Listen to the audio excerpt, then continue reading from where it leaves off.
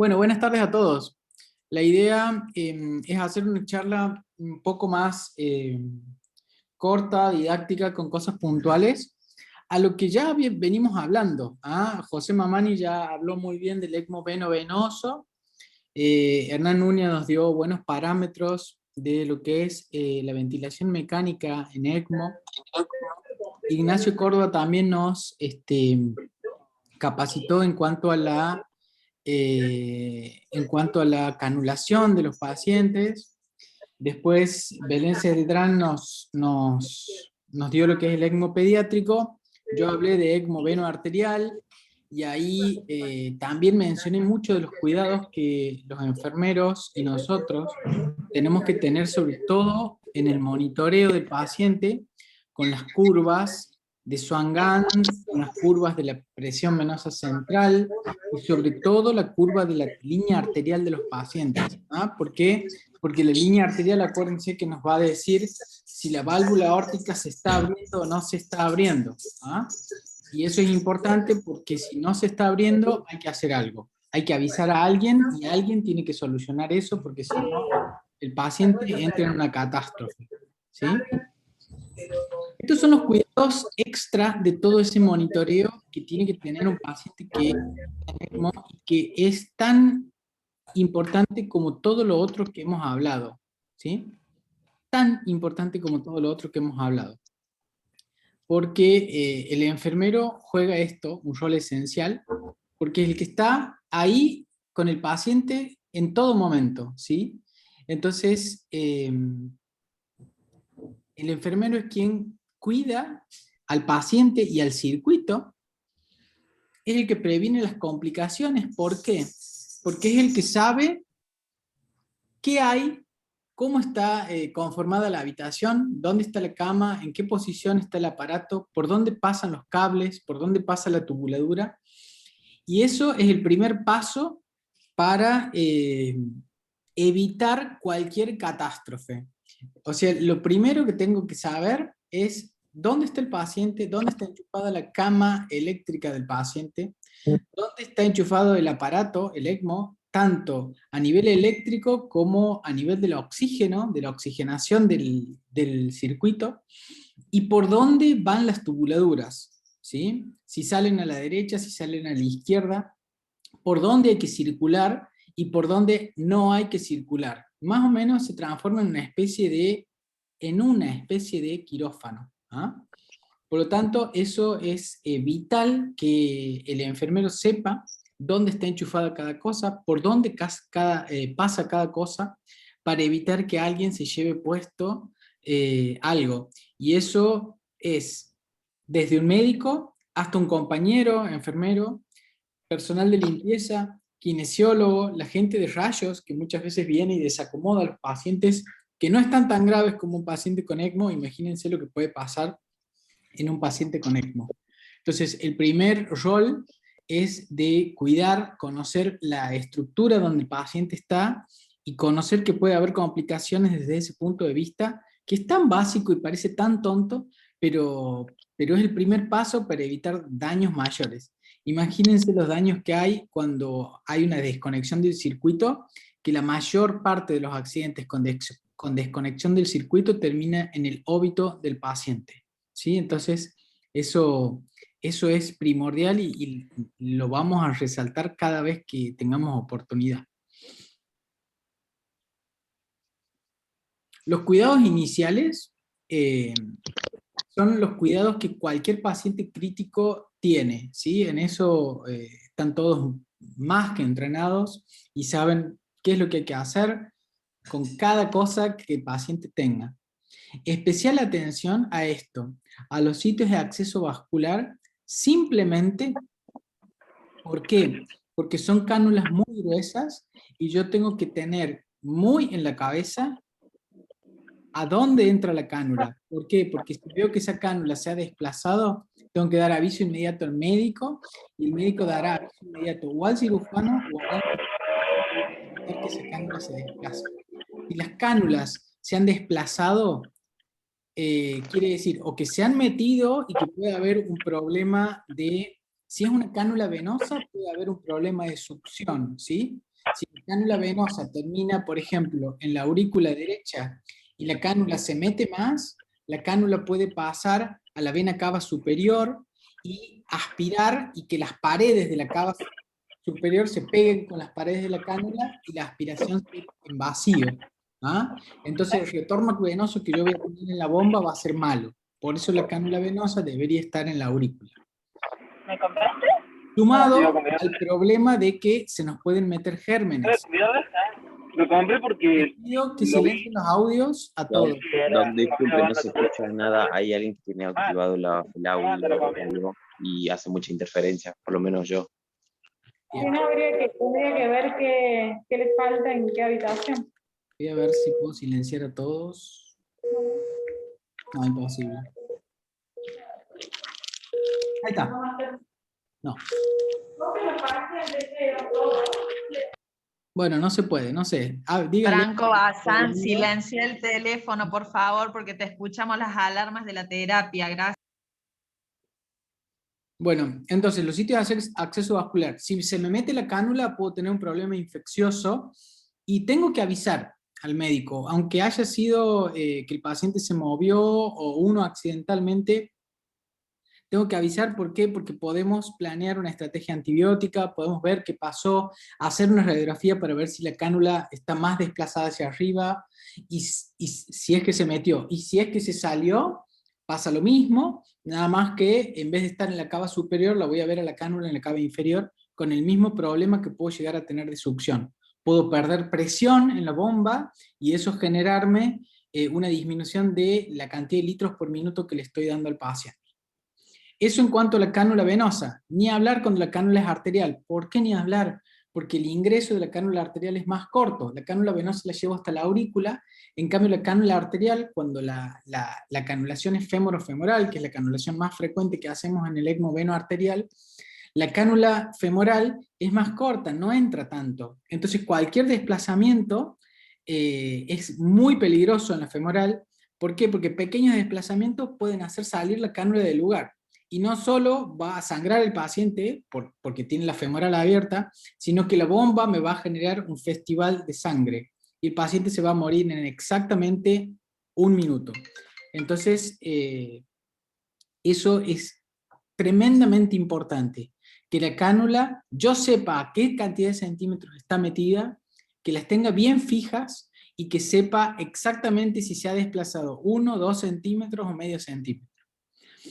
Screening neurológico, esto hay que ir charlándolo, hay que de a poco ir viendo qué es lo que le pasa al paciente.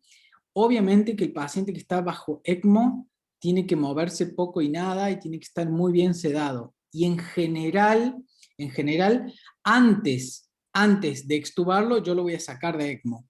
Por lo tanto, primero está el weaning hemodinámico, por así decirlo, con el ECMO fuera, y después el weaning del respirador. Hay ECMO con paciente despierto, pero creo que en esta primera etapa nuestra no nos va a tocar o no nos debería tocar.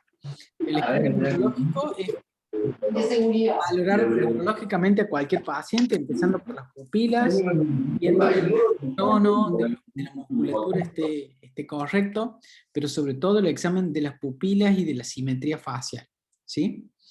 Y otra cosa que cuando nos den la capacitación y estemos en contacto con los aparatos, vamos a tratar también de chequear el circuito del ECMO, viendo que en las cánulas no haya coágulos, que la membrana de oxigenación esté limpia y no tenga ningún trazo de fibrina ni nada, y que la circulación sea fluida y que la cantidad de revoluciones por minuto y de litros por minuto sea constante, porque si eso cambia, también tengo que alertarlo al médico para ver qué es lo que está pasando, ¿sí?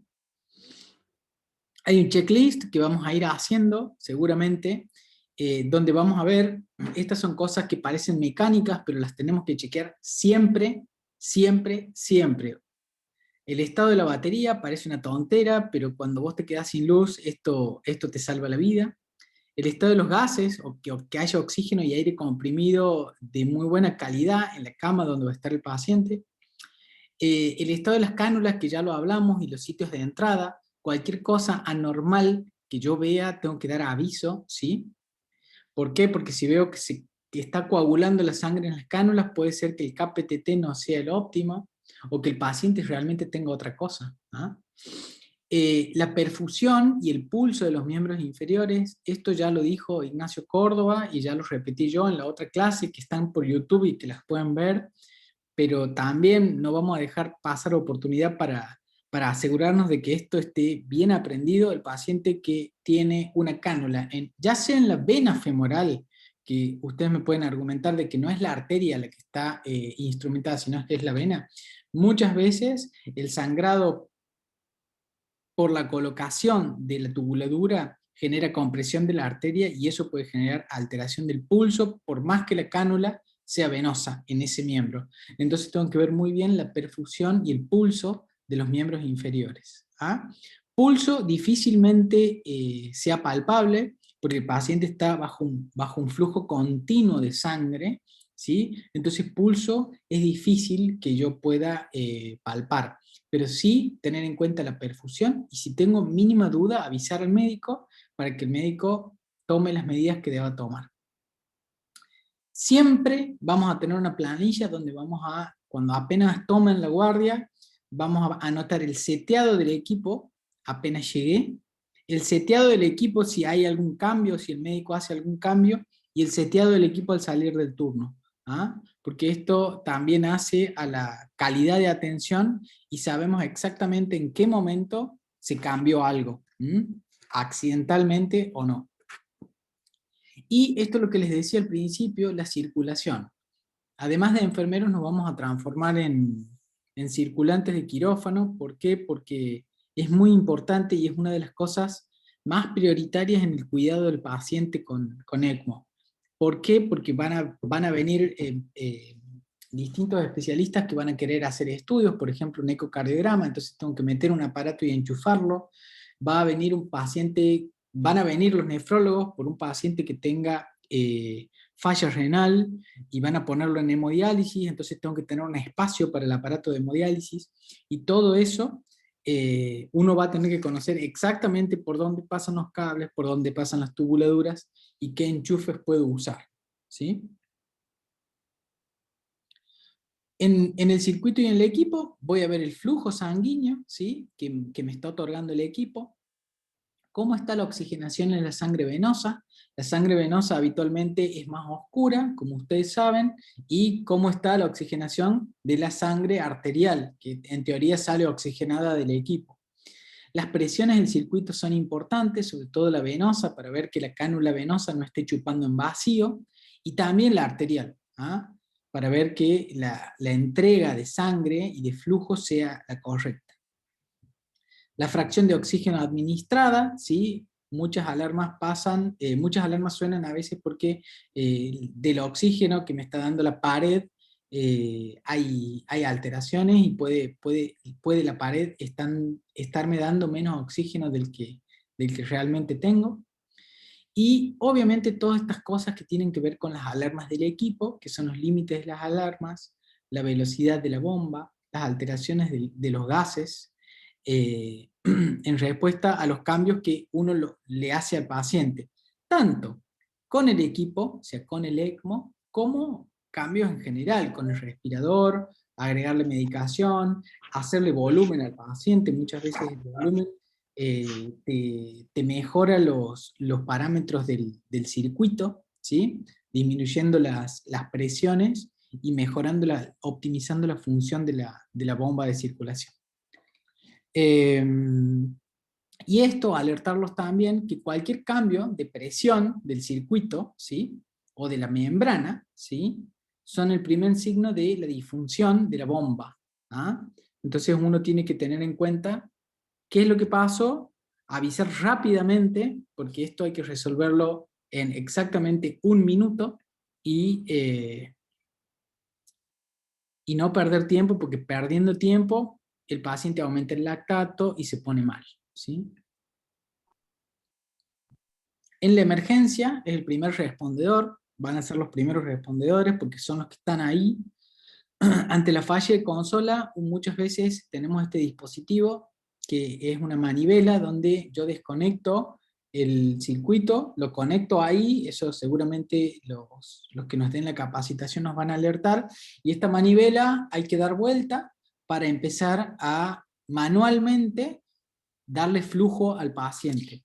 No es nada pesado ni nada que no se pueda hacer, esta manivela corre con facilidad, pero hay que ir turnándose y obviamente estamos todos en la función de que el paciente no se nos pare, porque si deja de funcionar el aparato, el paciente está muerto, ¿sí?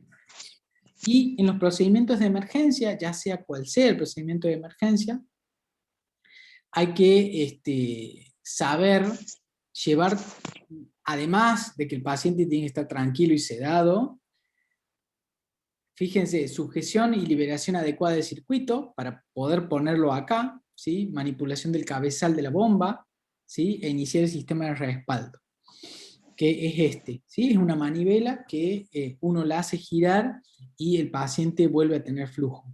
¿Mm? Esto que está acá, que no se ve, son unas líneas donde yo puedo ver la cantidad de flujo que le estoy dando, ¿sí?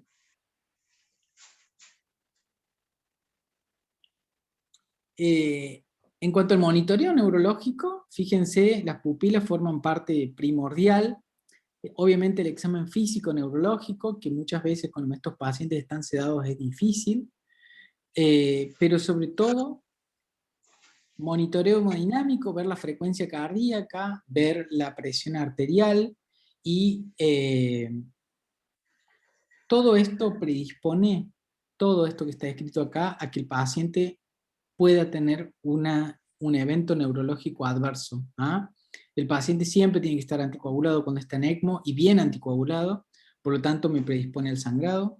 Muchos de los pacientes que están en ECMO, con el paso de los días desarrollan coagulopatía, o incluso antes de ponerse en ECMO, porque entraron en falla orgánica múltiple, empiezan a alterar la coagulación, empiezan a caer las plaquetas, etc. Y obviamente, como es un paciente crítico, todo el cuadro inflamatorio y disfuncional en cuanto a la coagulación pueden hacer que el paciente sangre en la cabeza, básicamente. Incluso la coagulación, cuando uno ve coágulos dentro del circuito, esos coágulos pueden ir a parar también al cerebro, entonces muchas veces también el paciente puede tener un infarto cerebral. Y además de eso, acuérdense que muchas veces le ponemos ECMO a pacientes que han estado en paro cardíaco y han sido reanimados. Entonces eso también es otro factor para que el paciente tenga daño neurológico. Esto último que está acá, ECMO en paciente despierto, yo creo que lo podemos hacer, pero después de varios ECMO en pacientes sedados y bien dormidos. ¿Mm? Otra cosa fundamental y que hace al cuidado y a la calidad del cuidado es el monitoreo de la piel. El paciente tiene que tener sí o sí parches en sacro, en talones y en cualquier otro lugar que yo considere que es de decúbito. Muchas veces son las rodillas, muchas veces son las escápulas o la parte de atrás de la cabeza. Los tubos, las tubuladuras, tienen que estar sobre la pierna cuando es femoral, y tienen que estar con un sistema de sujeción, justamente para evitar que se desplacen y que se corran. Por eso ya hemos hablado de eso. Y esos tubos hay que también evitar que el tubo y los fijadores de tubo le generen escaras en la piel al paciente. ¿Ah? Eso tenemos que estar muy atentos para evitar que se lesione. Obviamente esto hace el cuidado general de cualquier paciente crítico. Los catéteres, tanto centrales como periféricos, tienen que estar en perfecto estado, porque si no esto nos puede contaminar todo el circuito. Y medidas habituales como el colchón antiescara, las cremas, etcétera, etcétera. Y esto también es importante, prevenir el sangrado mediante la observación de las cánulas, preguntarle al médico cómo está el KPTT, porque no es lo mismo asistir a un paciente que sabemos que está recontra anticoagulado de más, a un paciente que está anticoagulado normal, a un paciente que está con un KPTT normal y fuera del rango de anticoagulación, y esto es muy importante, observar la materia fecal, a ver qué es lo que hay, si tiene características de melena o no, si tiene enterorragia. Prevención de infecciones, esto lo saben ustedes mejor que yo, está todo protocolizado, pero bueno, en los pacientes críticos es muy importante la higiene oral, el lavado exhaustivo de manos por parte del personal que lo está asistiendo, aislamiento de contacto y aislamiento respiratorio cuando corresponda, de acuerdo a los cultivos, y muy importante para los pacientes, y también ustedes tienen que preguntarle cómo va la nutrición, cuáles son los objetivos nutricionales, los controles de glucemia, etcétera, como cualquier paciente que está en terapia intensiva.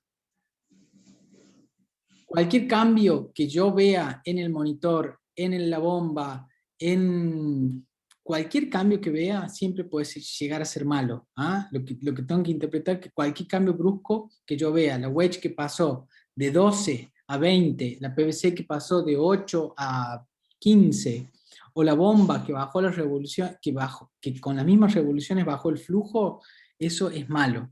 Por lo tanto, tengo que estar atento a cómo estaba cuando llegué y poder detectarlo en el momento que cambia, ¿sí? Y sobre todo atentos a las curvas, sobre todo a la curva de la presión arterial, a la presión arterial continua que yo veo en el monitor, que habitualmente tiene una ligera pulsatividad. Cuando eso se pierde, tengo que avisar rápido al médico, por más que la TAM sea la misma. Yo puedo tener una TAM de 70 con ligera pulsatividad, eso quiere decir que el corazón algo de sangre expulsa. Cuando yo pierdo esa TAM, y la TAM es totalmente continua, quiere decir que el corazón no está abriendo la válvula aórtica. Obviamente que puede ser un artefacto, ¿no es cierto? Puede ser que la TAM esté dampeada, que el paciente haya movido la muñeca, o que se le haya movido la muñeca, pero lo primero que tengo que hacer es avisar. ¿Por qué? Porque si la válvula aórtica no se abre, el ventrículo se trombosa, y el corazón ese no se recupera más, salvo con un trasplante. ¿Sí? Y creo que eso es todo, nada más. Corto, -5, terminamos. Bien.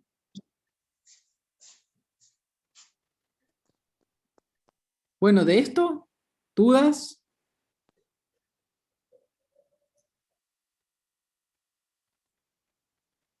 ¿Están todos?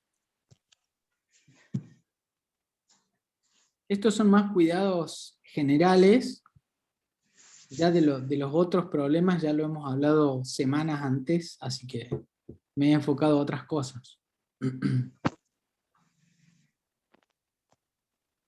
Bueno, si no hay preguntas, Eduardo, no sé, tenés levantada la mano. Sí, mira, quería saber, más adelante se verá lo de la anticoagulación para los pacientes, Sí. las cantidades de heparina dentro del ECMO para evitar la fibrina y los trombos en las cánulas, ¿verdad? Así es, sí, el doctor Minoldo nos va a hablar de anticoagulación en ECMO, Bueno. no sé si la semana que viene o la otra. Bueno, muchas gracias. Bueno, muy bien. Si no hay preguntas, nos vemos el jueves que viene. Chao, Pati. Chau, chau, Tita. Gracias, Doc, gracias. Ahí, bueno, era cortito hoy, pero después seguimos con más. Sí, es la idea, que no sea muy, muy pesado para todos, porque todos seguimos laburando. Buenísimo. Bueno. Gracias. Chau, chau. Chao.